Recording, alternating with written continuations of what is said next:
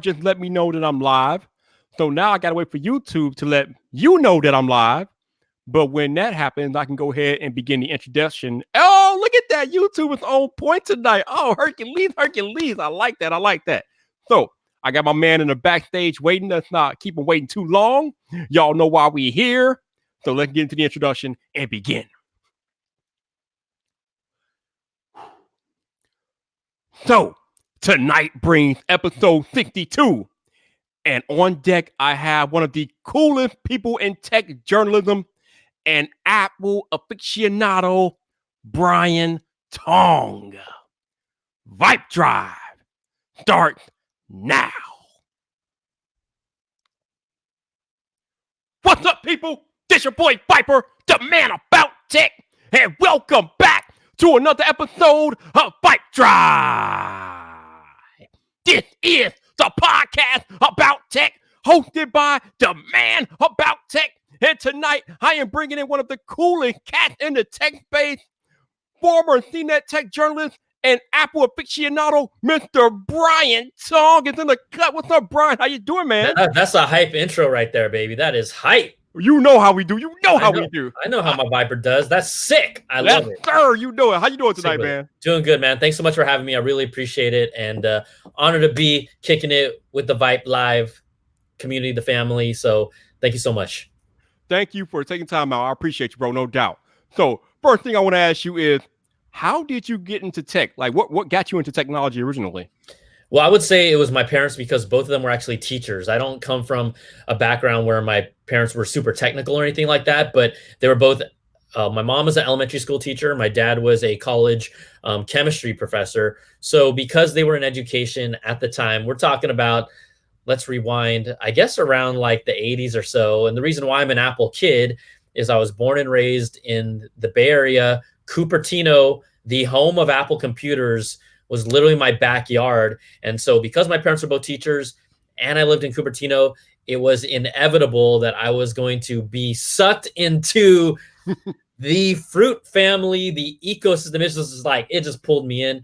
And so that's how I was introduced to it, just really as a kid, playing on, like, sometimes my mom would bring the computer from her classroom back to our home for the summer. And that's how I got exposed to that.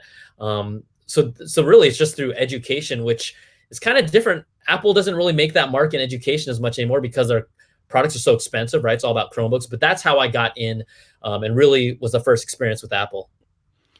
It has been a pleasure having you on Team Apple, man. I've been watching you for a very, very long time. Hey, I'm Team everything. Hold up. I am team, of course, I'm in the ecosystem. You know me, I keep it real with Apple. I love stuff. I definitely dig on stuff. I offer suggestions of how to get better. So I'm not one of those people that's going to complain and then never offer solutions. That's not the answer for me. Right. But there's a lot of things that I love, but the ecosystem is real. It's real. Absolutely. Yeah, I'm not saying that you're only Apple. I'm just saying that a lot of your material, a lot of your content is Apple related, no doubt. So I guess you kind of answered my later question, but what was the very first Apple product you ever had experience with?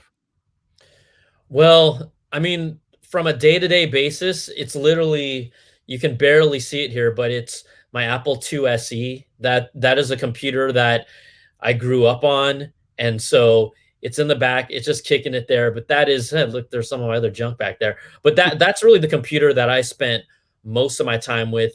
We had earlier Apples when they only had the monochromatic green screen. And there was this game called the Bruce Jenner Olympics. And dude, Bruce Jenner, now Caitlyn Jenner, was like a little stick figure, but it did like hurdles with a keyboard and you're tapping away all this crazy stuff.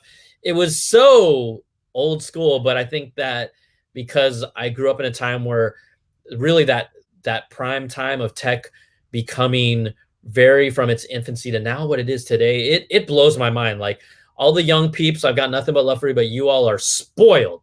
You're absolutely spoiled. And then I think of my nieces and nephews right now that grew up on iPads. Ugh. What are they gonna see when they grow up? I'm just like, wow, y'all are lucky ducks. Yeah, man. When me and you were growing up, we had to deal with cassette tapes and VHS and all this old stuff that none of these kids know nothing about today, man. So I can definitely relate to what you're talking about, man. I think it But gives you a different appreciation for how tech has evolved, and then you're able to at least see things that work, things that didn't, and then you're able to kind of almost see some of these patterns that play out today. So that's why I really love the fact that no matter what age you are, everyone has a different perspective, a different story. They jump in at different times, but I think everyone's viewpoint is completely valid, and that's why I love being a part of this tech community because there are so many diverse views, diverse faces, diverse opinions that everyone's matters, and I think that's important. absolutely. It's funny because when you go through some of these YouTube comment sections, right, you see all these war between Apple and Android fanboys and things like that. But at the end of the day, tech pretty much brings all of us together in one way or another. It doesn't really matter what ecosystem you're in or what operating system you use. At some point, you're going to merge with the other side, and it just brings us together. And that's one of the beautiful things about technology is how it brings us all together as far as communication and ways of life and things like that. Yeah, I mean, look, you and I are talking today because of tech. Like Yeah, that's straight up like you're able to hit me up on Twitter and I'm like, let's do this, let's find some time. That's the beauty of bringing someone who I would have never been able to meet in person, but then have just like a real talk conversation and build kind of like a bond over time of just, saying hi, saying what's up. That's powerful. I mean, obviously tech has its drawbacks as well. And, but I think overall the benefits outweigh the negatives for sure. absolutely. And actually, this is not the first time me and you have talked online. I think I called into one of your live stream events when you were doing Apple reaction. I mean, you were reacting to an Apple event. I called into your stream, though. Yes, sir. Yes, sir. I mean, you got to love it. You got to love it. Do it live. I think you get the rawest emotion. You can also, I would just say, I think being able to talk and discuss and have a back and forth conversation really tells you about the person that you're listening to, because we can all do videos, we can all edit videos and make X, Y, and Z sound a certain way or appear a certain way. But it's all about, like, to me, it's like talking to a real person as face to face as possible and really just getting genuine, authentic reactions. I think that's important. I think that is maybe in a weird way a lost art. Tech has kind of made it a little bit of a lost art, Viper. That's what I'm saying. No. You were absolutely right because I mean, think about how much we rely on our tech. I mean, our friend Sarah Dietschy just did a video where she had to go 24 hours in Tokyo without any sort of IBM connected device, and like she had to use the actual paper map to get around Tokyo. So when we get the tech taken away from us, it really just hits hard how much we rely on tech. So you were absolutely right about that. No doubt, man, no doubt. So I want to talk about your recent transition. I think you've been on YouTube for what, about a year and a half, 2 years now? Yes, maybe? sir. Yeah, about a year and a half now, like completely independent, thanks to a lot of people supporting and watching and just like the community embracing me, which was a big deal for me because, I've been doing it for a while and I really found it challenging. I always respected the YouTube world, but once I started doing it, like literally doing it, shooting, writing, editing myself, it brought my respect to another level. Because once you don't know how it is until you're in it. But then what I appreciated is a lot of the YouTubers that I followed and watched and admired, they were like welcoming me with open arms. And I think that because in a weird way, now that we all go through the same stuff, it's almost kind of like you've got those battle scars, you've paid your dues. Whereas before, when I was at the other company, I had people editing for me. I could write and shoot and edit, but I had other people doing it all the time. So no matter what, I now understand where it's like, man, you don't really, really know how it is. Now I really know how it is. And I'm just very thankful that everyone has been super welcoming, and it's been an adventure. It's been probably the most rewarding experience. It's also the most work I've ever done, but I'm just still kind of, I'm only a year and a half in, I'm still building up, and just ultimately we'll keep doing this as long as I enjoy it and I have fun with it, and just be aware of I burned hard in year one because I had to, but I'm really trying to basically take care of myself while working my butt off, and just enjoy the ride. Absolutely, no doubt, man, no doubt. It's all about enjoying what you do. And you are one of the people that have made like a very smooth transition from like working for a tech publication to actually being your own independent tech creator and things like that. So talk to me a little bit more about how you adjusted from working at the other company, we won't mention their name, to being your own right, to being your own independent content creator. Because you know what, Brian, a few months ago, I think, actually, no, about a year ago, I think it was at the Apple Services event or whatever. Actually, no, I think maybe it was at the iPhone keynote. I saw some tweets from some of your online tech publication journalist friends about how they were like turning their nose up at YouTubers because I guess YouTubers were like clapping or celebrating a certain milestone by Apple and things like that. So I think over the past like few years, maybe 3 or 4 or 5 years, there's been this like kind of battle between online content creators, YouTubers or whatever, and real tech journalists and things like that. So talk about why is that there? I don't understand why that is. To me, there's no need for that, but it's definitely there. It's palpable sometimes. Okay, Viper, you're hitting on a really interesting topic here within the community. I know this is inside baseball to everyone that watches, but I think it's interesting because I talked to a bunch of the YouTubers about it as well, because I'm one of those rare breeds that has made the transition and completely crossed over. Right. And this is where it comes from. Okay. The reality, and I'm not making this up, but there's a little bit of jealousy from these large tech publications about the attention and the love that YouTubers get. And here's why. And you have to think of it this way, and you look at both sides of the coin. So I went to broadcast journalism. So I went to school for journalism. I have a degree in journalism. And all these peers that I worked with at these major publications typically do. So what happens is when you go to journalism school, there's literally guidelines and rules of journalistic integrity and things you can say, facts, source checking, how to be objective. And so journalists come by a specific rule book, and that's important, right? But then as influencer culture and YouTube culture grew, all the YouTubers I talked to, because I asked them, I talked to them, I'm like, hey, I need this tool because I'm reporting this. And they're like, reporting? They're like, oh, that's your thing. And when we start talking about, look, influencers don't see themselves as journalists. Right. They see themselves as hobbyists, as people that love or don't like or dislike these products, these companies, these services. So they're going to be a lot more opinionated. They are going to have more influence. And quite honestly, they don't have to play by journalist rules because they're not journalists. They don't see themselves as journalists. Even these large companies don't see them as journalists.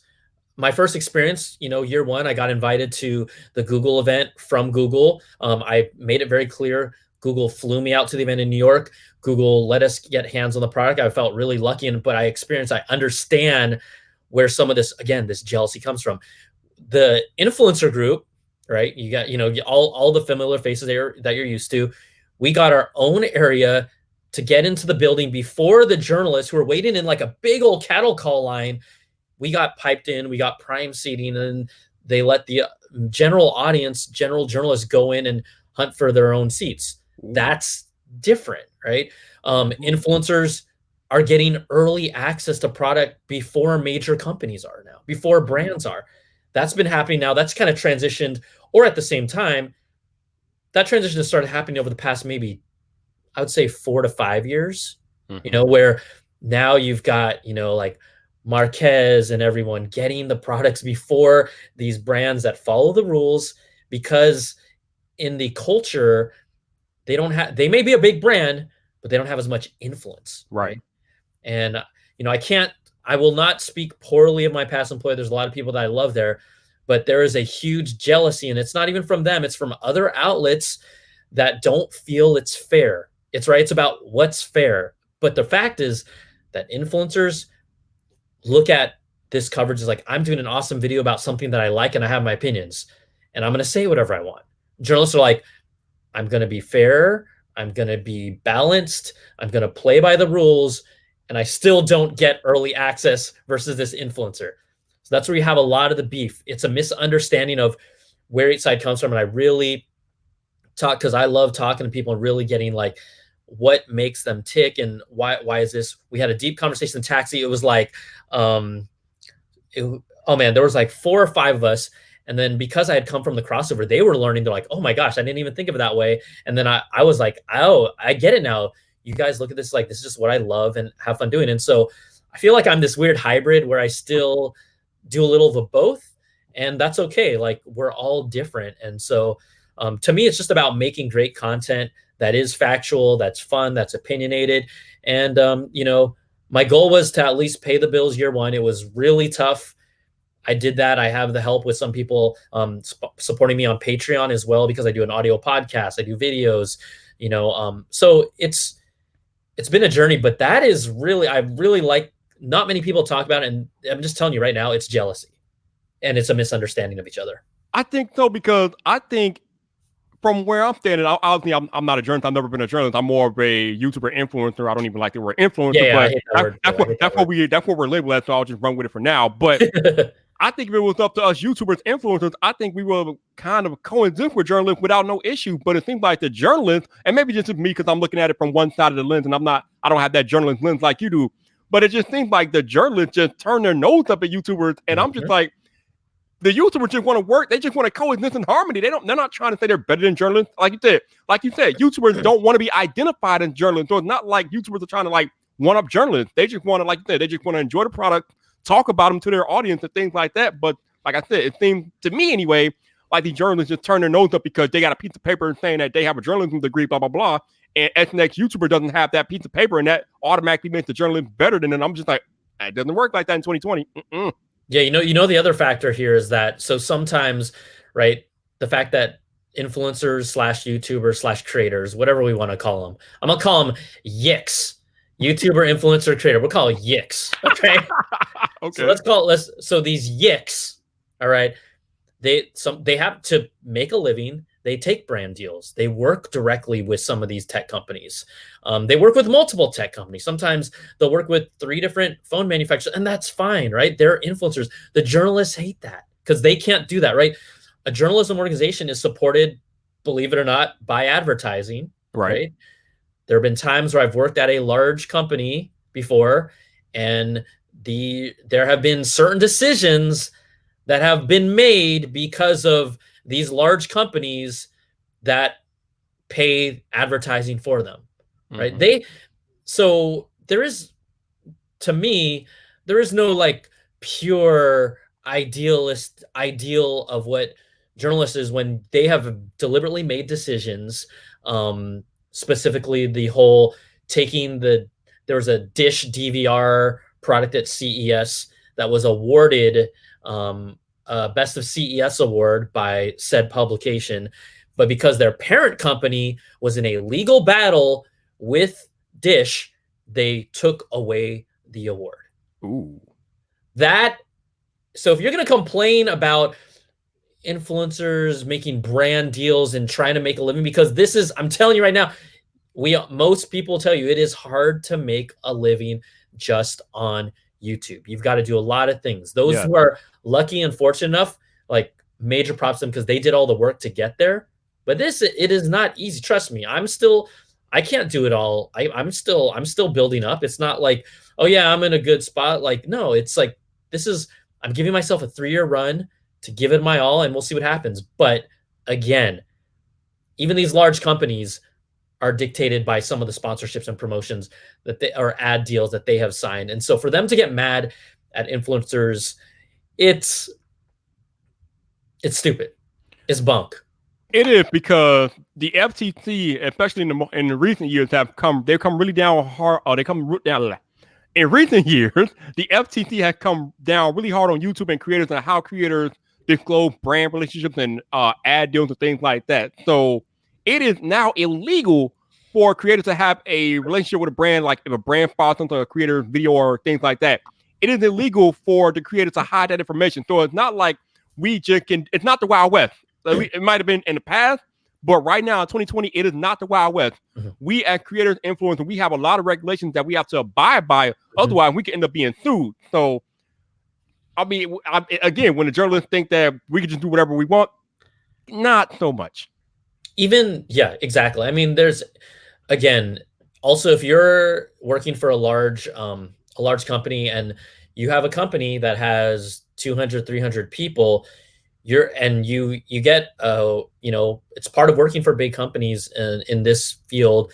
You get a paycheck every 2 weeks, you get benefits and stuff. You're in a lot cushier situation than every YouTuber that hasn't blown up to the point where they don't have to worry about that stuff, right? And so they might be mad at influencers, but to me, I say, look, don't be jealous unless you've been in our shoes. And I've been on both shoes, so I see both sides. But I just don't think there's any reason for beef at all. But you know what? I'm going to tell you, the beef starts from those large organizations to your point, towards the influencers because they're jealous, and they're jealous of some of the access they get that they don't feel is deserved because they went to school. And again, I went to journalism school, so I see both sides of the coin. This is new media. The media world has changed. You know, I think I talked about this a lot in the last year or so, but the thing that I think journalists don't realize is that, like you said earlier, it is not easy being an independent content creator. I mean, think about the YouTubers, influencers that got access to the Mac Pro early. There was only 3, to my knowledge: Marquez, Justine, Jonathan Morrison. That is it. Everybody else, not so much. So you have to build an audience that brands even want, before brands even will look at you per se. You have to build like a substantial audience, and that takes years of work. We're talking about Unbox Therapy, I Justine, Line Detective, Marquez Brownlee. That's like Mount Rushmore. That's like Mount Rushmore. Right. But think about it. But all those people that I just named have been doing it for 10 plus years. So when journalists want to look down on influencers things and things like that, I'm like, do you realize how long they've been doing this? This is not overnight. Like, they put in work. And I always talk about this a lot on these streams. It's all about maintaining that credibility with your audience, because people are not dumb, Brian. Like, you know, people have access to a lot of information today. Anybody with a smartphone has the world at their fingertips. So if an influencer comes on their YouTube channel and starts spouting nonsense, their audience will know that immediately. Not immediately. Immediately, they will know that they're spouting nonsense, and they will unsubscribe in droves. So you have to maintain that level of credibility with your audience. And the way that you do that is by knowing what the hell you're talking about, doing your research, and presenting the information in a way that your viewers can digest. So you'll be somebody they want to come back to time and time again. That takes time, practice, repetition. That does not happen overnight. Nope, it doesn't. So I just think that they should just get over themselves and everything will be better. It'll be fine, you know? But again, it's not, I see why they're mad and upset. Trust me, I've been in plenty of those. There's a reason why, you know, being independent has been a good thing for me. And it's like, you hear some of the conversations that happen in those rooms and you're just like, you have no idea what you're all talking about, you know? So no, not at all. Quick shout out to my man Even A for the super chat, sir, the $50 Norwegian super chat. Thank you, sir. Definitely appreciate you supporting me all the time, man. Appreciate you. So, Brian, yes, sir. I love watching your content, man, because you genuinely have fun, whatever it is you're doing. Anytime you're talking about tech, you got a smile on your face, you got high energy, you're having fun. I love watching you. Thanks, bro. So, no doubt, man. Respect. So you just got back from CES. So I'm curious. Talk about your experience at this year's CES. CES is great. You know, one of the things that I criticize people is you see a lot of people that are like, oh, CES, like I can't, oh, I hate it. I can't. I'm like, you know what? Shut up, y'all. Because and the reason why I say that is CES is something that I always wanted to go to when I was a high school kid. And so I think that the way that I have really, not by choice, but it's just the way I am, I feel like grateful for all the experiences I've been able to have and enjoy and just experience as like a kid from a place where I'm like, yeah, I don't think I was necessarily supposed to be here. And media, the way it developed, allowed me to be. But I look at everything as like, what would junior high, high school Brian feel like? And I always wanted to go to CES. So I love CES. There are stupid ass things at CES. There are great things. There's things we'll never see.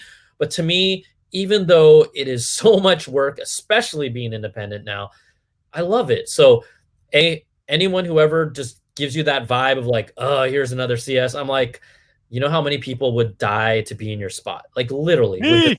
That's what I'm saying, right? So none of this crap about, you know, oh, I can't, oh, my company's gonna fly me and it's so dry. It's like, dude, that is straight up privilege. Woo! That is tech privilege. We ain't even talking about, we're talking about tech privilege.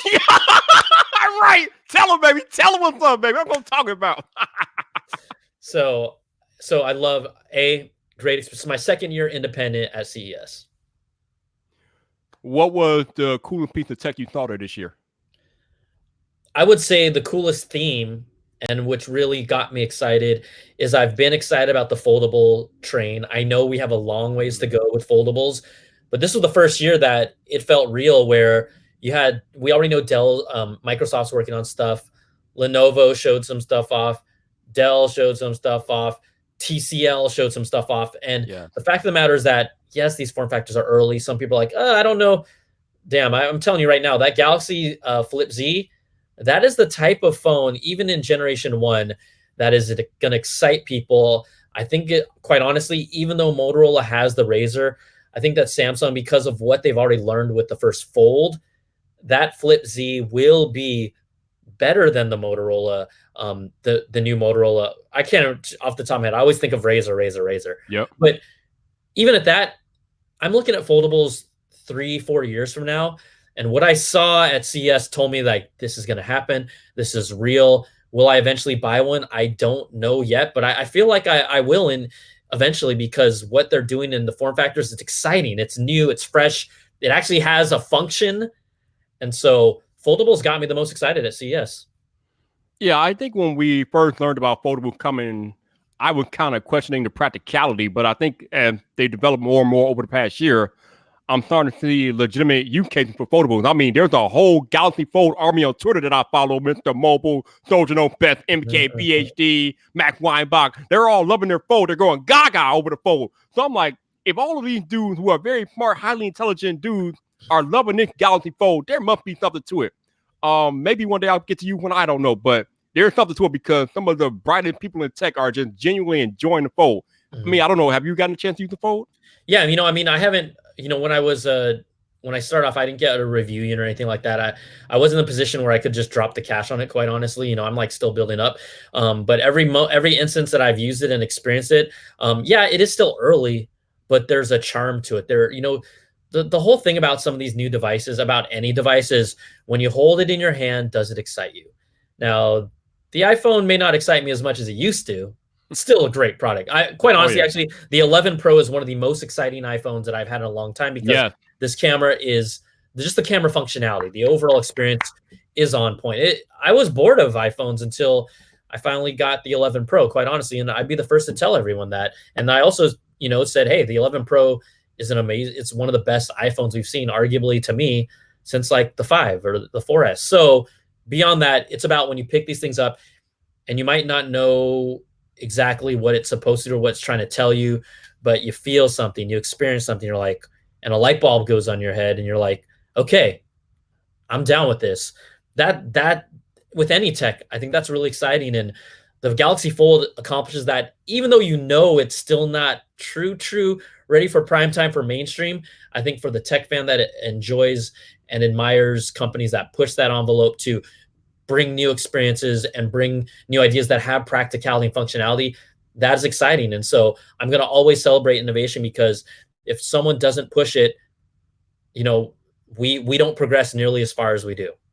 We just don't. Like, so if people freak out about 8K, look, no one needs an 8K TV anytime soon, but I still love the fact that it's there.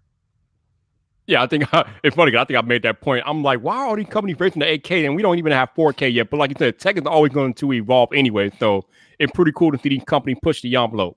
Absolutely. Shout out to my man El Jefe, reviewed my head security with a super chat. Thank you, sir. What's up, El Jefe? Yeah, he's hoping to meet up with you at Galaxy Unpacked in a couple of weeks, no doubt, man. I'll be there, bro. So just say hi. I mean, I don't bite. I mean, I'm just like a little Asian skunk. So yeah, let's talk about El Jefe for a minute. Let's talk about El Jefe, because he's always talking about how he's scared to come up to these bigger creators and say hello. And I'm like, bruh, they're humans. Just go say hello. You see my man Brian just say, come up to him, say hello, man. It's cool, El Jefe. Go say hello, man. There better be a selfie between Brian and El Jefe at Unpacked. Otherwise, I'm coming after you, El Jefe. I'm coming after you, bro. I'm coming after you. Yeah, man. No, I mean, it's always I'm always flattered, and it's always awesome. Quite honestly, it's fun because I'm an older cat than a lot of people think, but when some of the YouTubers and creators that I finally get to meet in person, they're like, dude, I've been watching you since I was this age. I'm like, woo, man. You know what?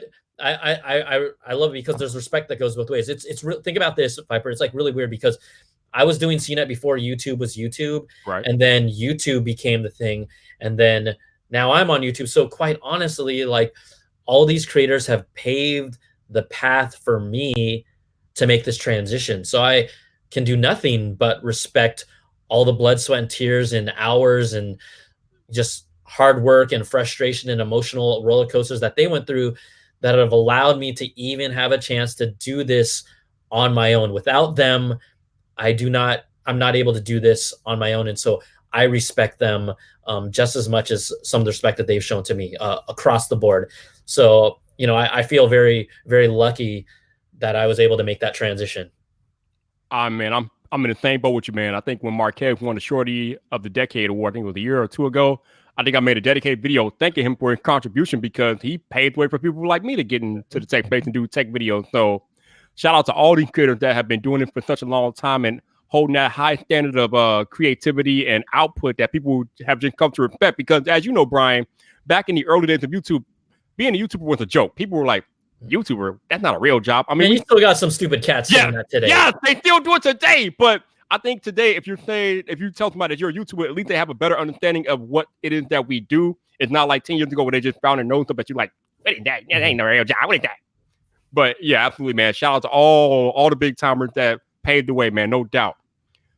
So, you know that we got new iPhones coming later this year. Supposedly they're coming with 5G. So what is your outlook on iPhones in 2020? I mean, it's going to be arguably the biggest year for iPhone in 2020. I mean, not only will it be 5G, who knows if they put a fingerprint sensor. The camera is going to get even better with this time of flight depth sensor. 2020, I mean, quite honestly, the iPhone 11 Pro surprised me. But even before the Pro came out, I know people put out these videos all the time, but I really backed it up with like 10 different points of why the 2020 iPhone is the iPhone to get. You know, it is the one to get. It is the next big generational shift. Yeah, some people be like, well, I'll wait till the one after the 2020 iPhone. That's fine. But this is really that next big leap where we look at from a technological standpoint and even software standpoint. The 2020 is the cat's meow, man. So it's going to be, quite honestly, from a hardware standpoint, it's going to be a special year for Apple, meaning they're going to be releasing a lot of new stuff and new things. Maybe we see these glasses or not, fine. I don't really think we'll see it next year, but if we do, kudos to them. But just across the board, they position themselves where now after all the years of me piling on saying like, care about the customers that matter, they finally started doing it in 2019. You look at products like the Mac Pro where they finally listen. You look at products like the iPhone where they legitimately listen. They with, you know, battery life and camera. Yeah. Wow, the two fundamental things that are just what you want in a phone. They finally respond. I've been ripping on the MacBook Pro keyboard since day one. People didn't believe me. They're like, "Oh, it's fine." I'm like, "No, it's not. Like, trust me." But people are like, "You're crazy. You know, you don't know what you're talking about." Blah blah blah. Now, oh my gosh, this is a great keyboard. Oh my gosh, this is better than I ever expected. I'm like, "Nah, I told you that 4 or 5 years ago." So Apple is, the reality is that all these changes happened in 2019, but Apple, it takes about 2 to 3 years for a product life cycle to be in development and for them to actually bring it to market. So they finally started hearing us about 2, 3 years ago. Over the past 2, 3 years, we were pissed off and frustrated because anyone who's been in the ecosystem is like, what are you doing? So finally, you can see that there was a point where a lot of people were really frustrated. They listened, and now they're moving towards really being a company that I feel like old school fans and new school fans can really get behind. But at the same time, you know, there's so much other exciting stuff going out there. Like, quite honestly, one of the big things, if we jump back to CES and we link it back to Apple real quick, is that Apple is so behind in the smart speaker, smart assistant. Oh my God. It's a joke. Don't get me started on HomePod. Don't get me started. It's not. It's like, you know, you can talk about HomePod all you want, but it's about Siri. You know, I know Apple is more secure. I've talked about this on my podcast, on my shows. I went to CES. They had a freaking Amazon, like you could talk to a bed, like a pillow, a car, a shower head. And that might sound wacky and goofy, but it illustrates how Amazon is everywhere. I think they just announced at CES that they were compatible with 100,000 smart home devices. Yep. Okay. Amazon's platform dominates the US market for smart speakers. It dominates, it's 70% of the US market. I know this because I cover this so much, right? Mm-hmm. Google is around 25-ish, okay? Still a nice chunk. Apple is at 5%. So now we go to CES. Amazon announces we support over 100,000 smart home devices. One of the biggest limits to Apple is not only that Siri isn't smart enough, Siri doesn't support enough devices. If you today go to Apple's HomeKit site to find out what gadgets are compatible with Siri, I'm going to just let you throw out just a total guess. If Amazon is at 100,000, Viper. What do you think Apple's HomeKit supported smart home devices is around? If you had to guess, let's throw a number. I'm not trying to test you or call you out. 50. Okay, lower, but it's just a little. No, I'm just kidding. Your number is lower. It's just a little over. I think it's around 200, 250. Oh, okay. But that's 100,000 Yes. to 250. That's horrible. Yeah. Because they're so locked down about it.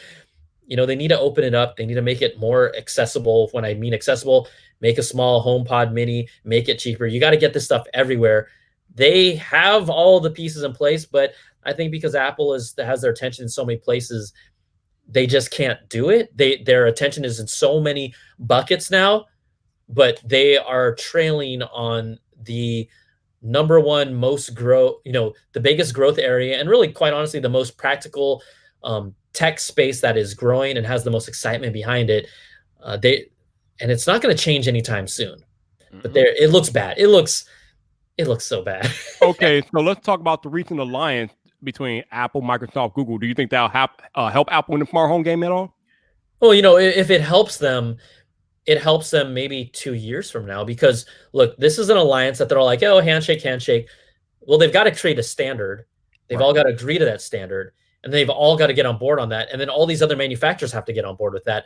That takes time. That doesn't happen in 6 months. That doesn't happen in a year. That happens in 2 years, 3 years. So even though that alliance is nice in theory, it doesn't move the needle at all right now. It might in 3 years or so, 2-3 years, but it doesn't do anything right now. So that's why, again, even if you're hoping Apple to close the gap anytime soon, it's not going to happen. Yeah, but I think I'm approaching it from a perspective as, at least now that the alliance is in place, it will give Apple a reason to start moving towards something, because right now they have pretty much no existence in the smart home game. So hopefully the alliance will start the movement of Apple proliferating their services and products into that space, because it is no reason why there should be like the minimum smart home presence that Apple has. There should be no reason for, like, you got a whole ecosystem of all these devices, and when you get to the smart home, what you got to think for yourself? It's the biggest one, man. It's the HomePod? HomePod? That's the best you can do. Good Lord, stop! Just stop. It's ridiculous. I will tell you for the record. Very early on in the HomePod's life, Best Buy was doing a refurb of the HomePod for $199. So I bought it just to have it, so I could really continue to follow its progress. It gets a little few features here and there, but it's important to, if I'm going to criticize a product that I'm not a big fan of, it sounds amazing, but everything beyond that, it is just doo-doo, right? So I and the price is too high for it. It's a product that Apple just really needs to do a little soul searching when it comes to HomePod to kind of be relevant in that space. And I figure they will in time, but it's not happening like anytime soon. As Brian Tong would say, that's a bad apple. That's a bad apple. Bad apple. You know how we do. You know how we do. Like I said, I've been watching for a long time. Man. We know we do it. You know we do. What's up, man? What's up? So you are going to the Unpacked event in a couple of weeks. Yes, sir. So you know that all the specs leaked out about the Galaxy S20, S20 Plus, S20 Ultra, but this S20 Ultra, Brian, is looking like a monster, man. Talking about a 108 megapixel camera, 40 megapixel front-facing camera, 5,000 milliamp hour battery. What do you think about what Samsung is bringing to the table this year? I love it. My voice cracked. I'm so excited. I love it. This is the phone that is setting the benchmark for 2020. From a spec standpoint, I think obviously if you're a Samsung fan and you're in the Samsung ecosystem, you're going to love this thing. This thing is a powerhouse. Again, we haven't even seen it. We haven't even got our hands on it. But when you look at what is being published, people in the tech world are like, sheesh, like this is impressive. And so I love it. It forces other companies to continue to step up their game. It sets, again, the benchmark for what the expectation for 2020 should be from a phone. And again, an iPhone may not match up to it, probably won't. They'll still sell a whole bunch of iPhones because of the power of their ecosystem. But I don't, I've been covering this long enough. Like, I don't care about that. I just care about just the amazing tech and the fact that things are moving forward and how they do it in small ways and big ways. Samsung has always been doing that. I mean, quite honestly, Samsung is the type of company also that I used to call them, like, back in the day, it didn't make sense, but it was like spaghetti sung. It's like, come on, son. Yeah. Because they just throw whatever's on the wall and whatever sticks on that wall, they went with. I feel like the first S3 or S4, they had like 20 different phones, and all of a sudden that became the phone that people started talking about, and they're like, oh, that's the one. And Yep. so it's part of their DNA to try these new things, and they have the resources whether they fail or not. We know about the whole debacle of the Note 8, exploding Note 8s. We know about the debacle of the Fold, having issues. But that, you know what? They've been pretty damn resilient, and I got to give them all the love and respect because they have pushed Apple further. They've pushed everyone else further. I mean, Apple has copied a lot of the business practices of multiple models at multiple sizes to big screens, all these things that SJ said he would never do. Apple's doing now. So you can only give them props. And again, their actual physical hardware is beautiful. Love it. Yeah, Samsung, I mean, as much as you rag on them about the lack of sales for their S-line devices and things like that, Samsung has definitely pushed the industry forward. I mean, like you said, they had the spaghetti model, just threw all these things at the wall and whatever stick they went with it. I mean, Samsung is probably the single reason why foldables are becoming a thing, because once people saw Samsung will get into it, now okay, this is looking like it's gonna catch on. So now we got Huawei in the game. Now we got TCL, Microsoft. I mean, you got all these other different companies. I mean, it's been rumored that Apple has a patent out there that they're working on a foldable. So now foldables are becoming a thing because Samsung kind of initiated it. They kind of started to push towards wireless charging. I mean, Samsung, I think, was the first mainstream company that put wireless charging on their phones. Now, it took about 2 or 3 years before it reached widespread adoption, but Samsung initiated the wireless charging adoption. So Samsung is responsible for a lot of the movement that we see in the tech space, and they are legit. Yeah, no, I mean they're a great company, and every company has its warts, but what they've contributed and what they've done overall, amazing. Absolutely. So I am curious, since I know you are in the Apple ecosystem, what is your favorite Apple device and why? It's pretty. There's two. Probably to me still the most exciting Apple device in their product line is the Apple Watch. Even though, I have an Apple Watch Series 4. I did not upgrade to the Apple Watch. I didn't either. Because there was no need to. Quite honestly, the whole I honestly I bought one for review. If it was good enough, I was going to keep it. For how I use my phone, it didn't really change the game enough for me, so I returned it. That's fair. I mean, I will review it as someone who uses it on daily. Now, if you had a 3 and you're looking to upgrade, the 5 is great. Or you want to save some money, you can find a 4 somewhere, do it. But I still think the Apple Watch is the most exciting product in Apple's product line because it can still there's so much more space to grow. It can still be an even bigger health tracking device. It is kind of the evolution of maybe, one day there will be people, and, it's started happening a little bit that you don't even need a phone. Yeah. I like working out. I don't bring my phone with me. I just take my Apple Watch. I can be in touch with who I need to be. I can listen to music. I can check out. Like, it's an amazing product. And so that's quite honestly, my favorite Apple product. And then second favorite, I think it changed. Before it was absolutely the iPad Pro. I love the big screen. When I travel, which I do travel a lot, I read comics. I'm a big comic book junkie. So that screen makes a difference for me. All media consumption content. But I would have to say the 11 Pro has moved up right there because of the camera. And if people that are listening that know, Filmic Pro finally just released their new double take app that allows you to record 2 cameras from this phone out of the 4 lenses it has at once. You can choose different ones. That is a game changer for how we use this device. Yeah. It is a game changer for content creators. It's a game changer for storytelling, for social media. It is, there's not many apps that you could say, this fundamentally changes how I'm going to use my phone in the future. So that elevates its status for me if you're talking about Apple devices. I think those would be at the top of my list. But Apple's done great things this year. I can't really complain too much about their stuff. The MacBook Pro 16 inches bomb.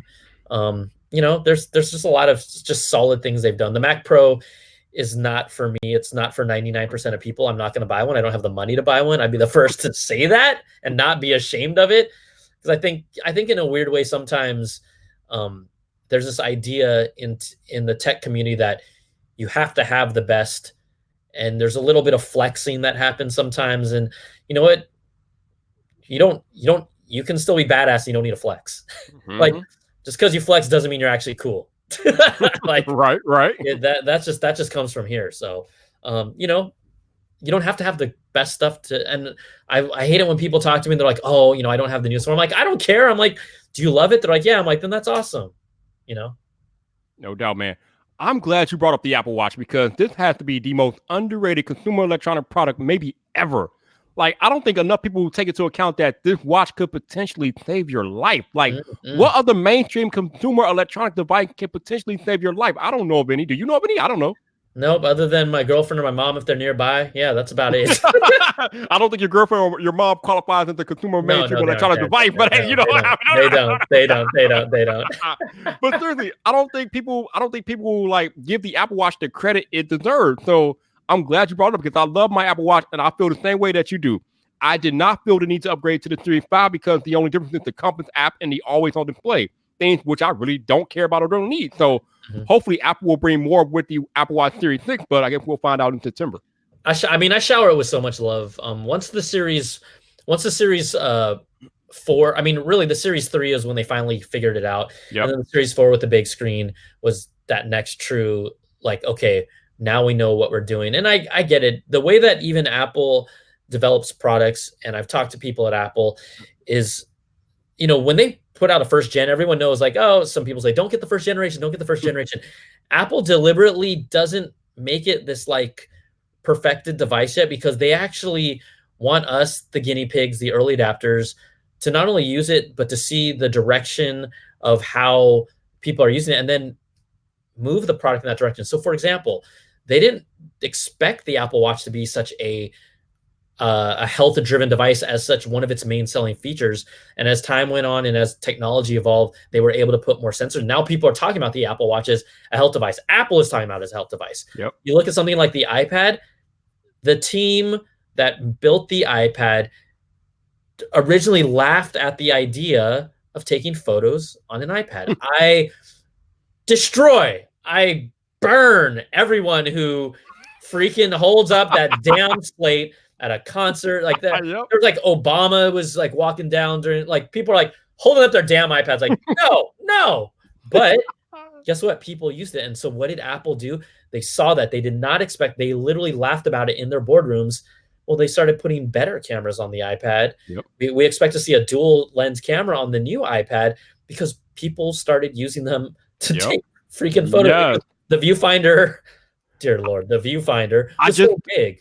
I just talked about this in my video. I think it was yesterday or the day before yesterday. I was talking about how the best Android tablet is an iPad. And I was talking about one of the big impacts of iPad is tablet photography. For whatever reason, people have actually taken to using their iPads to take pictures, which is, like you said, kind of crazy. And you laugh about it, but it's happened. I'm gonna still be judgmental. I have the right to judge on what I want to judge because for years, you know, I've been saying that's a bad Apple. Like, no, I will not. I'm not down with the iPad photographer, but you know what? If that's what you got, if that's the best camera you got, hey, I ain't gonna hate. Yeah, you got, hey, no doubt. You got to do what you got to do, man. You got to do what you got to do.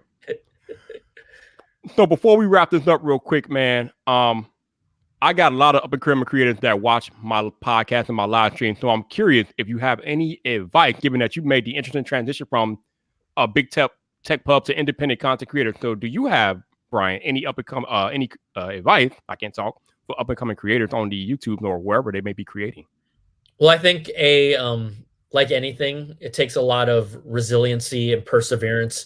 You know, yes, I get it. Like, I, like all of the upcoming creators, would first like really obsess about, you know, because to me, I was like, hey, I need to try and make a living off this because I'm literally going cold turkey from a big company to now being an independent creator on my own. I was blessed and lucky that at least I had some level of audience that came with me. There's still a lot of people that are like, I just found you. Where have you been for a year? I'm like, bro, I've been here. All right. And so that means at least the algorithm is kind of working. But my best advice is, it's hard to say, like, you know what? You can always chase the views, but guess what? Quite honestly, chasing views isn't fun. It's actually doing work you don't want to do. So to me, it's find your voice. And what is that? How does that happen? Repetition. This stuff doesn't happen overnight. The only reason I was able to make a transition from a big company here is because I've been working covering tech for 10 plus years. Yep. So that's where I paid my dues. I was fortunate if I worked for a bigger company at the time, But none of this stuff just happens. Now, for some, it does. But if you look at every major creator, it's literally taken them roughly 10 years to get where they are today. And so, they've all encouraged me and said, hey, you're killing it right now. I would have died to have as many, views as you have or subs. Because also the sub number doesn't matter if people aren't watching your stuff. Okay. So what does that mean? Make great content that they want to come back to. That's what Viper said in the beginning. It is very key. And also enjoy the process. Many people starting to have a regular job and then they do videos on the side and you're exhausted and you're tired. Just make something that you're proud of, make something that you would watch, and start there before you start obsessing about, advertising, monetization. That will come in time, but this is a process. This is not an overnight thing. And just, again, enjoy the ride. Year one, I was grinding so hard. We're talking about staying up way too late, taking a toll on me. And this year, 2020, I said, you know what? I'm going to still enjoy it. I'm going to still pump out great content. I'm going to still pump out about the same content, but I'm not going to kill myself this year because, quite honestly, even though people see a certain product on YouTube, like behind the scenes, life is what matters. Life, love, family, friends. I think more than anything, I'm a huge NBA fan. I'm a huge Kobe Bryant fan, even though I'm a Warriors fan.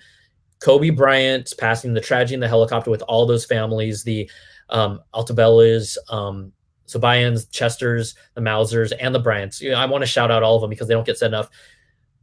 You got to realize when something like that happens, it tells you that nothing is given, nothing is guaranteed. And so I love doing what I do. I'm blessed to do what I do, but also I've got to enjoy life and the people that I love, that I see every day, that are part of my family. And so I don't want to kill myself if it means it affects those relationships to a certain degree. There's balance in everything. So 2020 for me is the year of balance, but balance while hustling. No doubt, man. Hustle. Yeah, you got to put the work in. I am like, people that listen to me, they know I'm all about the grind, man. You got to grind to get you where you want to be. Nobody's handing you anything. There's no shortcuts to success. If you don't put in the work, you're not going to get to where you want to be. So you got to put in the work. No doubt about it, baby. No doubt about it. Mm-hmm. I feel like giving grounded advice and just telling people like, just enjoy it, the process, because I think younger folks, and I'm not talking about people that are, the current 10 years plus, but people that are just getting into it, they want it to come really easy. I think, some of the younger generations think this stuff is easy. They see success now. They see social media. I want to be that. I want to be like, just do you and enjoy the process. It's important to enjoy the process. Absolutely. Like I said earlier, and like you said, you got to love what you do. If you don't love what you do, then what are you doing? Exactly. I wouldn't be doing this if I didn't actually love tech, quite honestly. I was fortunate to build up the skill set, but I wouldn't do it if I didn't love it. You and me both, man. You and me both. I've been here. I'm on year 3 now. So yeah, baby. You got to love what you do, baby. You got to love what you do. Yes, sir. So before we got here, who are some of your favorite creators on the platform? Oh, there's so many. I mean, obviously, like, MKBHD is the GOAT. I really actually, and the thing is, like, I have personal, it's not like we hang out all the time, but I have, good relationships with these people now because I'm part of the community. Whereas when I was over at CNET, we never talked, we never crossed paths. Now it happens more often than not. And so, these are peers that I respected from afar, but now that I know, I love Jonathan Morrison's stuff. Yeah. TLD today. I mean, I could go down. It's like, if I don't say people's names, it's not a slight, like, okay, quick story. Justine and I met years ago on MySpace because she saw that my profile picture was holding an Apple product before YouTube existed. So she is as legit as they come from a fan who loves this stuff. She's like, I saw your profile picture. I love it. Do you want to be friends? And I was like, who's this girl from Pittsburgh? I was like, what? I'm like, all right, cool. Like, that's how real she is. And so, her, John Rettinger, like, quite honestly, I just got respect for all the creators because it takes a lot of like energy, effort, mental, ups and downs to do this. And, anyone that's a creator, period, got much love, nothing but respect. But I guess if you had to say those off the top of my head, in the tech community, those are the ones that I love. But I will also tell you one thing. I rarely watch other people's stuff because I don't want it to influence my thing. I don't want them to say something that goes in my head. I'll watch other people's videos after I do my video. Yep, me too. So I think that's important to stay true to yourself. And I think that's why maybe like people say I have a different take or refreshing take because I don't watch what other people say. And it's no disrespect. I'm just I'm doing my thing and having fun. And once in a while, my biggest thing is like put out a fun music video here and there, because that's kind of some of my DNA. I did like an iPhone 11 Pro one with Old Town Road, and they don't make me a single dime, and I don't care, because it's what I do to continue to enjoy this. Hey, man, you got to do what you got to do. No doubt, man. No doubt. So we're going to get out of here in a few minutes, but I'm going to open it up to some questions from my man, Brian Tong. We got one from my man, Zach here. He wants to know your favorite song from Sublime at the TLC party. Dude, I don't even... Okay, Sublime is the type of band that I didn't follow. So what's this? Is it the Santa Marina song? That's the only one. I mean, I was just having fun. I mean, they let's be real. They weren't my cup of tea, but it was cool. Hey, I saw Renee's video, I think yesterday or the day before. Day before. Yeah, Renee Ritchie, another great creator, man. He's cool. God, I love Renee. But I was watching the video, and you happened to make a cameo, and you were outside on the street, and you pulled up, and you were interviewing Argentina or whatever. Did you know who she was at that point? Or? Yeah. We were friends. So the thing that there's a lot of context. That is actually one of my most favorite ridiculous videos, where I basically went into the opening line of the iPad launch. It might be even called like iPad launch in San Francisco. It's basically like, the stupid, silly man on the street, Conan type stuff, when you just goof with people in the lines. And so that's what I did. So we knew each other, and I just told her, hey, I'm going to ask you, like, I don't know what's going on here, because there's a long ass line. So there's really, like, it's weird because there's no context to it, but I'm stoked that Renee used it. Like, he's a cool dude. Yeah, Renee is legit, man. I love Renee. Yeah, I had him on my podcast. Yeah, he's a good guy, man. Everyone is good. That's what's crazy about. All the creators are good people. For like, I would say 99% of them are good people. No doubt, man. Listen, it's funny that you were talking about earlier how all the other creators embrace you and things like that, because I was talking to Marquez last week, and I was telling him about this taboo. It seems like in the YouTube tech space or just YouTube in general, that it's taboo for smaller creators to reach out to bigger creators. And me and Marquez, we both thought, this is dumb. We don't understand it. So I don't know if you have any thoughts on this, but if a smaller creator wanted to reach out and collab with you, what would your advice be for that person? I mean, I'm pretty sure you'll be open to it. Yeah, to me, it's more about just, it's hard. I think the biggest thing is building a relationship with someone is kind of key. Like, even though you and I don't know each other, we've interacted enough where I was like, okay, I feel comfortable, like, jumping on his show and stuff like that. And it's like, it's not about, I've given plenty of people like opportunities to talk. It's more about, quite honestly, it's kind of more about my time and what I can give, more than anything personal. And like, yeah, quite honestly, like maybe I would do it with a young person or an upcoming YouTuber that literally just started and has like 100 followers. If I have the time and I'm just kind of like feeling it, I'll do it. Right. But our minds are so wrapped up in, like, creators are not only shooting, for the most part, shooting, writing, and editing to their own business person. They're answering their own emails. They're planning their next things. They're working on potential brand deals. And then they have their life outside of it. It's a lot. You're doing 10 jobs. So sometimes it's not a slight, like, there's creators that I want to work with and I haven't pushed it, and that's okay, because like, I'll wait till I have time, if it takes a year to do it, it takes a year to do it. Like, I'm not even tripping. I respect them all, and we all understand the game. So I just would say, don't take it personally. I did have one creator that wanted to do a video with me when I was at a convention that I went on my own personal time. And I told them, you know what, this is not a slight at you. It has nothing to do with any of this, but I came here to this convention to enjoy and relax, and I didn't want to do a video with them, and people have to respect that. I don't have that much personal time. I was there with my girlfriend, and I'm like, if the stars align another time, I'd be more than happy. But right now, I just want to hang out at D23 and have fun. Right.